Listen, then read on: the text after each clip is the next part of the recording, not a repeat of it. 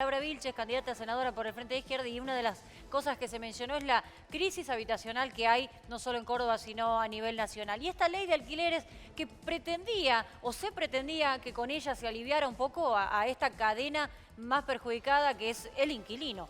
Y parece que no se han visto beneficiados ni los propietarios ni los inquilinos. Aquí hay un solo sector beneficiado que aparentemente son las inmobiliarias. Para aclarar un poquito de por qué esta ley no está dejando contentos a nadie, vamos a charlar con Maximiliano Vítar. Él es representante de Inquilinos Córdoba. Maxi, ¿cómo te va? Bienvenido a la mañana del CE.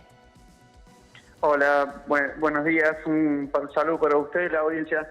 Gracias, Maxi, por este contacto. Bueno, creo que precisamos que seamos breves en esto para que quede bien claro. ¿Por qué esta ley de alquileres no es conveniente para propietarios, no es conveniente para inquilinos? ¿En dónde está el error? ¿De quién al presentarla? ¿Qué pasó?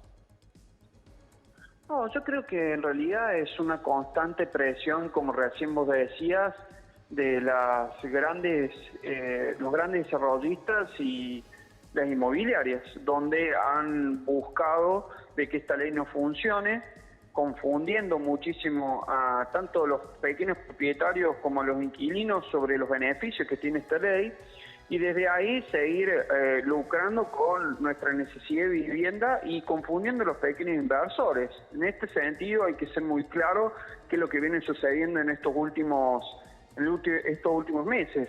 Por un lado, presionan y confunden a los pequeños propietarios diciéndoles que no conviene alquilar, que esta ley le da una baja rentabilidad y que tienen que poner las viviendas a vender, y hace más de 4 o 5 meses que tienen viviendas vacías, sin alquilar, y para colmo con una gran oferta de viviendas para vender. Entonces están rematando hoy en día en un término de casi un 20% por debajo, en términos de dólar, por debajo de lo que salía hace un año y medio, para que esos grandes desarrollistas compren más barato esas viviendas para después ponerlas a alquilar. Claro, y estos después, por grandes otro lado, desarrollistas... las grandes inmobiliarias aprovechan esta circunstancia porque presionan para que, habiendo poca oferta de alquiler, genera una presión de los precios, Maxi, al alza, y cobran más comisión. Maxi, porfa, yo quiero meterme para preguntarte, porque si no, no se entiende. En esta ley, ¿no estuvo inquilinos? ¿No estuvieron representados los inquilinos, los propietarios? ¿Por qué siempre se juega para un lado? Siempre la ventaja es para los grandes inversionistas, para las grandes inmobiliarias. Se entendía que era una búsqueda, o incluso el impulso de la ley fue de parte de los sectores más necesitados, que en este caso eran inquilinos y pequeños propietarios, ¿no? Propietarios de 1 o 2 viviendas. ¿En dónde estuvo la falla, digamos? Porque yo creo que acá hay un error desde el vamos. Estábamos todos esperando esta ley, se implementa, y cuando empieza a regularizarse y a efectuarse, que llamó la atención que se regularice tan rápido, ahí está el beneficio de la inmobiliaria, que inmediatamente nos metió un contrato de 3 años, ningún problema. Pero hubo aquí una falla al momento de plantearla, no entiendo esa parte. No, no creo que haya sido una falla, sino que realmente hay una presión, como recién te comentaba, donde nosotros planteamos ciertas condiciones y bueno, en el marco de lo que es el Congreso se logran ciertos consensos y otros no se logran. Nosotros planteamos que, por ejemplo, el ajuste del alquiler sea en base al salario, no un promedio entre partes iguales. Y bueno, los desarrollistas decían que bueno, que no, eso no iba a generar una desinversión y que no iba a haber oferta, entonces que sea un promedio en parte igual entre inflación y salario. Y bueno, desde ahí también la presión para que eso saliera. Bueno, y yo creo que el problema no está siendo la ley en sí, sino que no hay un órgano de control que controle esa situación y que controle las inmobiliarias. O sea, desgraciadamente hoy, a pesar de la vigencia de más de un año de la ley de alquileres, hoy en día confunden a los inquilinos diciéndole que, por ejemplo, el impuesto o la tasa municipal es a cargo del inquilino, cuando la ley es muy clara que los impuestos son a cargo del propietario y en este caso la tasa municipal también. Maxi, ¿hay alguna posibilidad de que intenten cambiar la ley o de que las organizaciones como la que vos integrás traten de convencer a los legisladores de dejar una ley un poco más clara?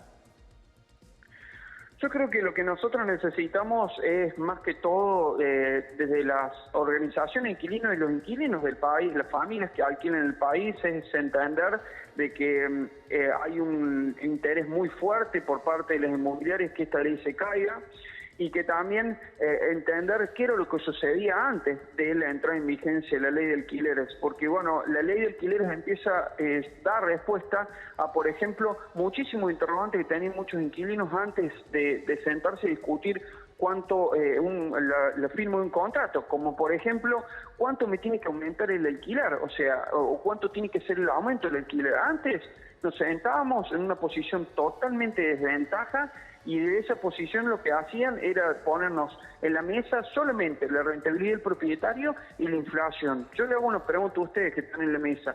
Si hoy estamos hablando de una inflación del 50% interanual, ¿cuánto sería el aumento semestral que estaría poniendo el mercado inmobiliario hoy en día en estas condiciones y que nosotros no tenemos ningún margen para discutir?